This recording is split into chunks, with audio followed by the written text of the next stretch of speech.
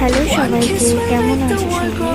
আজ হলো জামাই ষষ্ঠী, তাই আজ সকাল সকাল উঠেই ফ্রেশ হয়ে নিয়েছি। জামাই ষষ্ঠী বলে কথা, বাপের বাড়ি না গেলে চলে বলে? মা বললো যে তাহলে কিছু খেয়েই যা, খালি পেটে বেরোতে নেই। তাই সকাল সকাল ম্যাগি আর চা করে খেয়ে নিলাম আমি আর মা দুজনে মিলে। মা না খেয়ে বেরোতে দেবে না বলে ওদিকে রান্না বান্না করে রেডি রেখেছি। ওদিকে মা আমাদের পথে বসে আছে কখন আসবে, তাই সকাল সকাল বেরিয়ে পড়লাম বেশি দেরি না করে। এখন তো জানি আমার প্রিন্সকে কেমন লাগছে। হ্যাঁ জানি একটু জামাই ষষ্ঠীর ভিডিওটা থাকতে লেট হয়ে গেল। যাই হোক, কি করবো, একটা বাচ্চার সঙ্গে হয়ে ওঠে না। মায়ের কাছে চলে এসেছি, তার জামাইকে জল খাওয়া দিয়ে দিল সকালে। খেয়ে দিয়ে রেডি হয়ে বেরিয়ে পড়লাম বাবানের চেক আপ আছে ডক্টরের কাছে। আস্তে আস্তে 2টো বেজে গেছিলো প্রায়। এসে দেখি মা দুপুরের খাবার রেডি রেখেছে। বিকেল হতে না হতে বল বলছে চলো ফুচকা খেয়ে আসি। জল ফুচকা আমি খাচ্ছিলাম, দই ফুচকা বাড়ির জন্য প্যাক হচ্ছে।